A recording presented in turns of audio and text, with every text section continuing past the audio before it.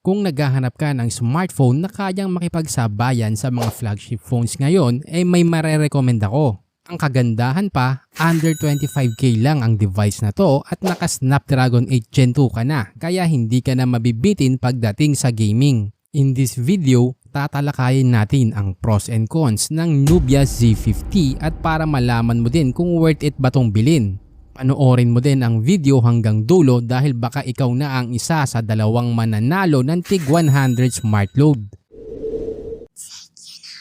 Meron itong 6.67-inch curved AMOLED display, 1080 by 2400 pixels at 144Hz refresh rate. Pagdating sa display ay may ibang smartphone na mas malinaw pa dito gaya ng Vivo V29 pero hindi ibig sabihin pangit ang display ng device na to. Para sa akin, nabawi naman niya ng mas mataas na refresh rate at curved display. Hindi na din ako magrereklamo dahil under 25k lang ang device at sobrang premium ng tingnan. Sa chipset, meron itong Snapdragon 8 Gen 2 ang pinaka-highlight ng smartphone. Kasing lakas naman nito ang mga flagship phones gaya ng Galaxy S23 at Xiaomi 13 Pro dahil pareho lang ang processor na ginamit sa mga device. Sa ngayon, pangalawa ito sa pinakamalakas na processor ng Qualcomm dahil naglabas na sila ng Gen 3. Kaya siguradong wala kang magiging problema sa gaming at multitasking. Sa paglalaro ng halos isang oras, nasa 41 degrees lang yung pinakamataas na temperature at pasok pa din sa safe limit na 43 degrees Celsius.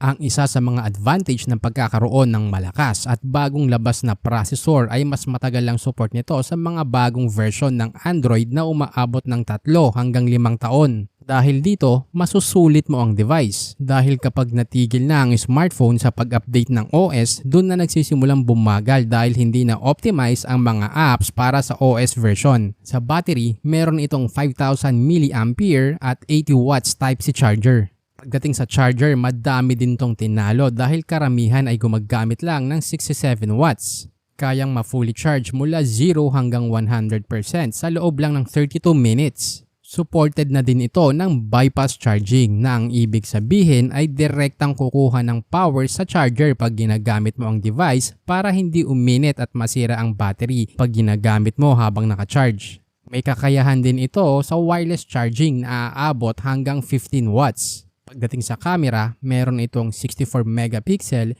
50 megapixel at 16 megapixel selfie shooter. Kaya mag-video recording ng rear camera hanggang 8K. Kung bago ka sa channel, pwede kang manalo ng 100 smart load. Siguraduhin mo lang na mag-subscribe at sagutin ng tama ang trivia question at pipiliin ko ang dalawang lucky winners.